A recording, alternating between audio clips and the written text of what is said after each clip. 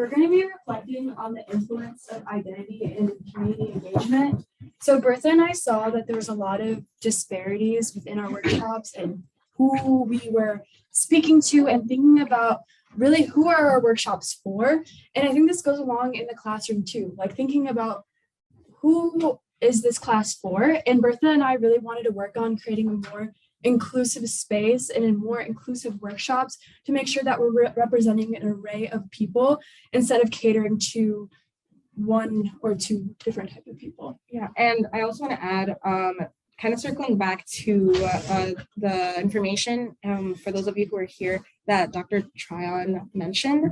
A lot of our work with community engagement preparation was developed in with the target of addressing the issue of like white saviorism and some of the different like problematic things that were being brought into different community sites.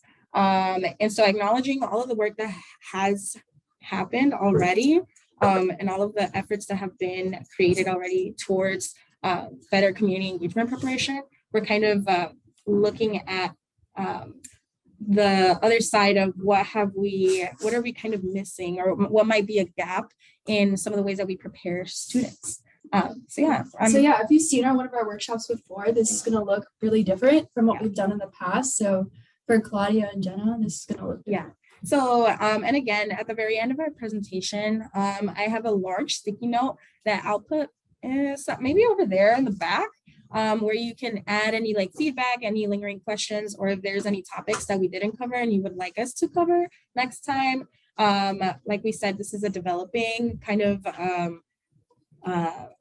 effort. So we appreciate any feedback, good or bad. Okay, and so to start off, we want to really get a sense, we really want to make sure that we are addressing our positionality in response of the different, just in like this space. So hi everyone, my name is Bertha, my pronouns are she, her, hers. I'm the Community Engagement Preparation Graduate Assistant at the Morgridge Center, and basically what that means is I help with like developing how do we prepare students that are going into the community sites and through like the workshops and Canvas modules that we have available. I'm also a master's student in counseling psychology here on campus. I'm a first-year student, and other identities that I hold. I'm also a first-generation student and 1.5 generation immigrant. I identify as Latina or Mexican. I'm a cis woman, and I'm coming from a low socioeconomic background. Yeah, and I'm an auntie. Yeah, one other thing, I guess, I have 10 nieces and nephews, so a lot of kids. Yeah. So I'm Lydia. I'm a community engagement education intern. That's always a mouthful to say. I always mess that up. And my major is landscape and urban studies, and I'm hoping to be an urban planner. Some of my identities, I'm multiracial, queer, and a cis woman, and I'm a second generation student. Okay, so within our own patient positionality, before we begin, we really want, this is something we do at the Morgridge Center. Before we start, we'd like to have people think about their own identities and like really what that means. So what this is we're going to do an identity reflection. And so what I want everyone to do, whether if you have like a piece of paper or even on your like iPhone or your computer, you can do this in like a 1, 2, 3 system. So first we're going to want you to do like your core. So like what your social identities are, whether it's your ability. That's wrong. Core is like the aspects of that will make you who you are. So like your values, your passions, your beliefs in your core, and then you're going to move out into another circle. So your chosen and relational identities. So whether you're a student, you're in a job, organizations, whether you're a professor or work for a community partnership, and then your social identities. So this would be like I said, ability, race, citizenship, and then right here, and then at the bottom there's some examples of like what you can put, like what Bertha and I just did, some of our social identities. And so we'll give you some time for that.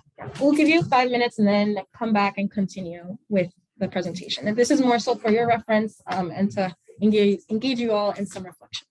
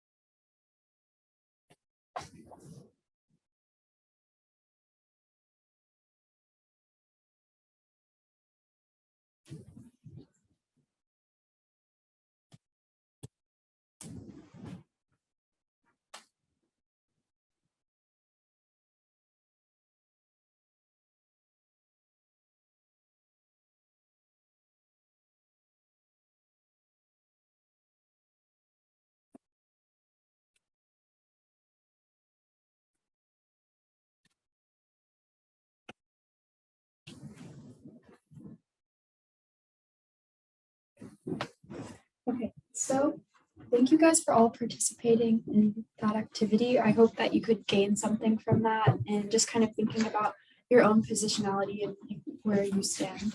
Yeah, and reflection is something that we'll mention throughout the presentation and we'll encourage you to continue to engage in. So I can go ahead. So just to kind of get a sense of like what we'll be talking about today, first we'll address some of the history. So what history is relevant to communities of color, and then move on to how we have seen these different communities and individuals show strength through resistance and resiliency, and then finally move on to some like what can you do now and what can we do now as a collective, and then share some resources as well. So the first thing I'm going to talk about is histories of harm, not only at UW, but just thinking about the UW system as a whole, because I think we spend a lot of time thinking about UW-Madison, but we don't think about the greater system. Okay. So first I'm going to talk about ethnic patriarchy in the borderlands. So patriarchy is a social system in positions of dominance and privilege. And so really why I chose this was because predominantly just thinking about the exclusion of BIPOC and women in decision making. And some examples of like ethnic patriarchy would be like leaving BIPOC or marginalized groups out of conversations about their own communities, and also thinking about where the university's own positionalities lie. I know that we're even in the keynote speak, he was talking a lot about that even when he came back and asked for help, that there was barriers to the institution, and thinking about how can we remove these barriers and think about the positionality of the university. And so I have this quote here. It says, because I, a mestiza, continually walk out of one culture into another, because I am in all cultures at the same time, a soul between two worlds. My head buzzes with the contradictory. I am disoriented by all the voices that talk to me simultaneously. And so we'll further talk about assimilation later in this PowerPoint, but it's really important to understand kind of where the university's position was. Yeah. Can you discuss a bit deeper of like the barriers that exist in the university that's like kind of creating these like instances of like exclusion, and can you like also give examples? So I would say like this. Okay, so let's use Everett Mitchell's example, right? So he came here, like he did law here, and he came back and he was like, can we work together? Can we do something? And the university basically said, no, we're not going to give you resources. We're not going to do this. And so the university has so much power due to the amount of money that it gets from the state. That's a systematic thing right there, like systematic, that's in laws and like in Wisconsin, how the university will operate. So that's one. Two, just kind of like thinking about the professors and their own research that they do. That takes a lot of work, and a lot of professors have a lot of what would you call it? Like power, yeah. A lot of power and privilege in their things. So they get to have a lot of decision making. And because of that, a lot of times people will go into communities like the university and kind of like Claudia and Jenna were talking about, without this understanding that they have to build and work for relationships as well. And there's not this shared understanding that they're not working towards, which kind of creates this ethnic patriarchy to think that they're above another person or community members. I can elaborate briefly on that instance because I was the person that was trying to help Everett get those resources from UW, and we knocked on every door we could. And the issue is faculty research is driven by the faculty interest. So if they have the certain thing and that's their field, and you go to them and you say, we need you to work on this other thing, they're just like not interested. So we tried to shape shift the project so that it would fit with somebody's interest. And we couldn't get it done in a couple of years. We got a grad student that was willing to put a part-time emphasis in on it. And it was just taking too long. So Everett went elsewhere to get the help he needed. He just needed data, you know? So there should have been plenty of people on campus to provide that data, but it required an expertise that not everybody on campus had. And I think just to add in terms of, so there's like other shared vocabulary.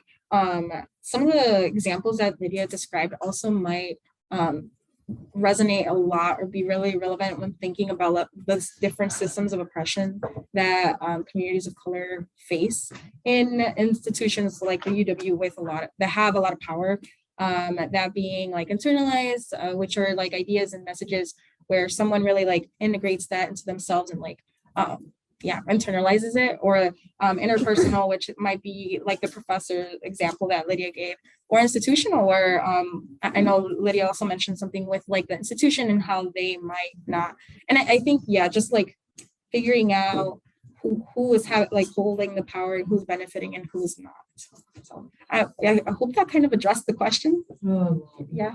Okay. Yeah, we're going to continually kind of talk about some other disparities in the PowerPoint. So we do have like a little thing at the end too, if you have any more like the big sticky note. Yeah, big sticky note. So please feel free to like add that into that. Did you want to add anything else?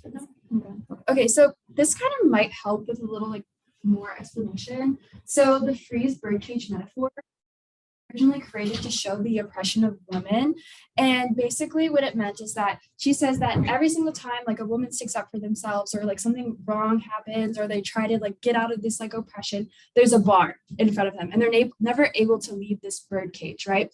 And so really what this really means that people from the outside might not think that people can just get out of this like birdcage. And so right here we have like the little birdies that are like, why don't you not just leave? And so ultimately what really happens a lot of times is just assimilation and just the process of assuming someone's values, behaviors, and beliefs of the majority of the group, and thinking about, is this a survival tactic for a lot of marginalized communities to assimilate what's going on? So some examples I have of this are like code switching, language of predominant culture. So just like switching, using a second language, but not your first language, to be part of predominant culture, switching your name for the Western equivalent. So just because something is like easier to say, that would be an example. And just overall, like thinking about like fashion and assimilating to like fashion and such.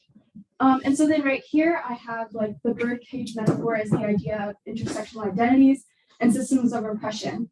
When you just see one aspect of someone's identity or of the system of oppression, you are not seeing the whole picture or why they are oppressed. They are more oppressed than they could appear. It proves it is easy to make assumptions about how easy someone's life might be without experiencing it yourself. Okay, so I really wanted to talk about this example because I think a lot of people don't know about this. And this is something that has gone, I feel like there has been talk about this at UW Oshkosh, but as a system, I think it's really important to bring this up. So Oshkosh 94, who are they? So the Oshkosh 94 were 94 Black students who went up to the chancellor at the University of Wisconsin, Oshkosh, and they came up with a list of demands. And they said, look, our housing is bad, our food is bad. You guys promised us all of these things if we came here, and it's not being done. So they came up with these list of demands and said, can you please do this? And the chancellor's like, no, we're not going to do this. And so what ended up happening is that there was police intervention, riot gear, and these people ultimately got arrested and kicked out of the school. And so a lot of the 94 students, to this day, they were unable to go back to school. It affected them generationally. And today, like, let's talk about today. So now, present day, they're giving out a scholarship in the name of these people. However, it's really interesting to think about that a couple years ago, students came up to the chancellor once again and say, we have a list of demands. And a lot of these demands were the same demands that these people asked for in 1968.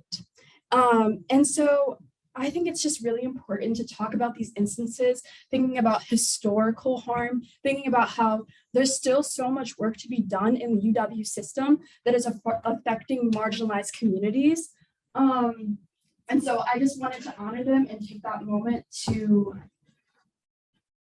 really talk about something that is not really talked about at UW-Madison. So. And again, we also want to just kind of give space for people to just kind of like sit with it, because I know this is also something that is very, it's harmful. And like as Lydia has mentioned, like it impacted like their lives and generational information, just like it's one of the instances that we know of, because there's and then we'll talk a little bit more about other resources that you can look into if you're interested in learning more about it.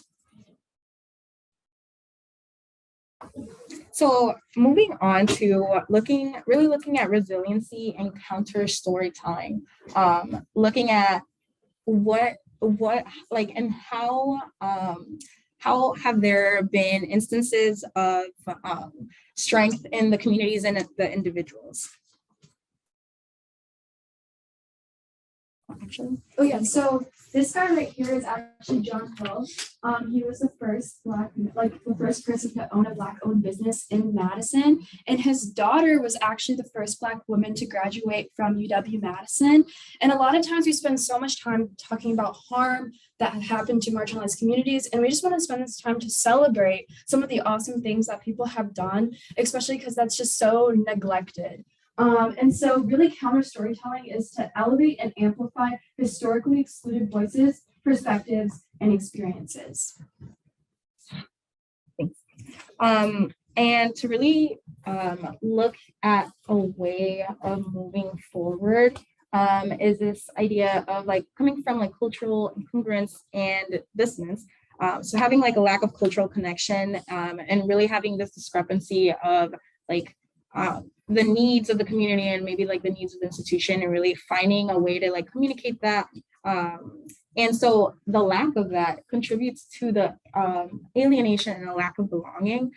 And that is also, I guess another example is also like students in the workplace, or also students that are going into community sites that might not be aligned. And this feeling of alienation might lead to the internalized oppression, like I was mentioning earlier, the different ways that an individual might internalize some of the messages that they're receiving from other people, and maybe like stereotypes and other messages such as that, and thinking and believing that they are inferior to a certain other identity group or such. And I think all those to say, like, moving towards cultural integrity and really having this connection and appreciation of cultural identity. I think acknowledging, admitting, and accepting that there's cultural differences, and embracing that difference to work together, I think. Going into the moving into the approach of creating spaces that have diverse cultures and identities that are valued and respected and allowed to just be, I think.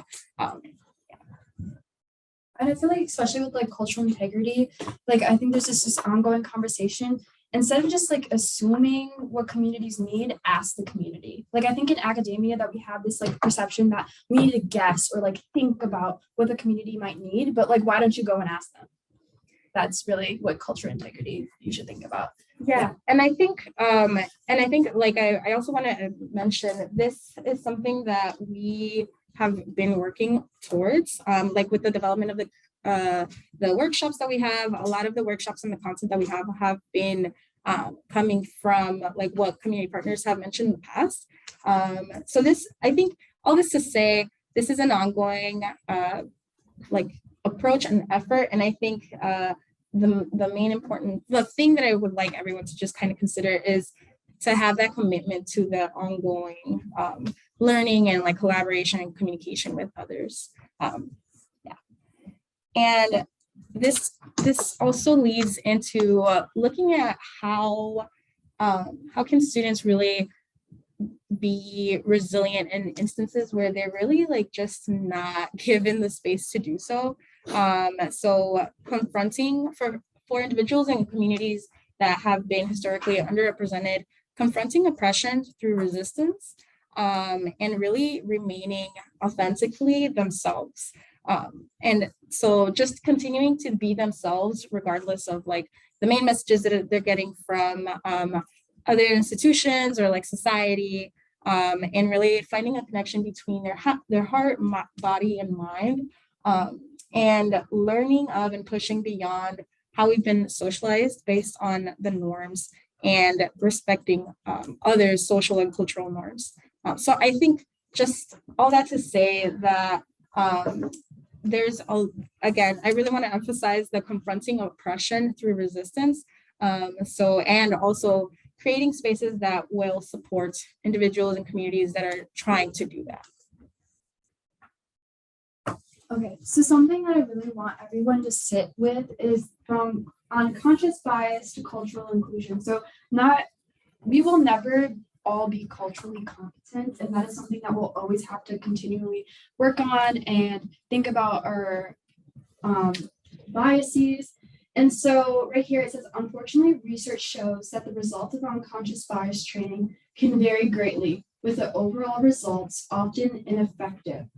So the question becomes, how do we move from unconscious bias to conscious inclusion? And so this is just kind of like a rhetorical question to like sit with yourself and think about how can we move that within a workplace, an institution, systems. And again, even in the work and the different organizations that you might be working in, or the different teams or with students or other community members, and really pushing for embracing the being of individuals who might be oppressed in other spaces. So I'd like to shift the conversation a little bit towards like the present day, the here and now. We've talked a little bit about the histories of harm. There's been a lot of different harm that we might be exposed to, that we might have known about, or that we might not even know about because of the loss of like what is called like generational testimonial storytelling that gets lost. And there have also been instances of strength and resiliency in different communities, and really looking at just kind of, again, we're here at the Wisconsin Idea Conference, having a conversation around identity and community engagement, and looking at how do these concepts relate to you and the different spaces that you're in, the different powers that you might have, that you might hold, and how does your identity impact how you engage in communities, whether that be in communities, like community sites, or at the institution, or in different teams of individuals. So I'll kind of pose those questions, and given time, we'll just encourage you to continue to reflect on your time through today, and leading into like how like the lifelong commitment to learning, to just kind of reflect on identity and community engagement. And again, like kind of what's next, what are possible action steps? This is something that we are still continuing to develop, and it's hard because like we said, it's something that We still need to look more into it, like who's already doing it and such.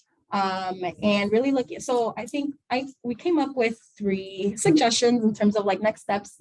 And the first one being continuous reflection around identity and awareness. So really putting in that commitment to continuously like reflect and challenge yourself on different biases and different assumptions that you might make, just being aware of how you're showing up in spaces and continuing that in the different spaces that you're in. And then the second one being the commitment to learning and resisting by being. So I think, again, there's this commitment to learning that like different cultures and different identities, we all have different experiences. So just having a commitment to being open-minded when engaging with other folks and resisting by being for those who hold marginalized identities, and really, just embracing their authentic self and finding community. And that's the third one. Going into the third one, building and creating community. And I also want to acknowledge that there might not be spaces. There might not be some like spaces for folks to engage in community. So creating community where there might be lacking. Just finding other people who might be experiencing similar things. And then so that we have some like resources to consider exploring. So Bertha, Sammy, my colleague, and I, we put on Morgridge Center workshops. We have an array of workshops that are already listed, but if you have any ones that you would like us to create or think about, we are down to collaborate with you. The Public History Project, it goes into some like deeper histories if you were able to see Sifting and Reckoning at the Chazen. This is just like the online format. Going with like student organizations with Claudia and Jenna we're talking about, just like there's a lot of organizations on campus that would want to work with community partners. And then the Madison community. So there's actually a Greater Madison nonprofit directory that's really worth looking at. And I also want to expand for the Morgridge Center workshops. These workshops are for preparing students that are going into the community sites, and anyone really can attend the different workshops. So they're open to everyone. And again, just to kind of summarize and recap what we've presented here, we're still like developing and looking and researching into ways that we can further support our BIPOC students and different organizations on campus. So that, I guess I just wanted to add that. That's all we have. Are there any questions or any initial comments, anything, reactions to what we've presented today? Like we said, this is an ongoing thing and we're very open to feedback. So other than that, that's all we have. So, thank you. Thank you.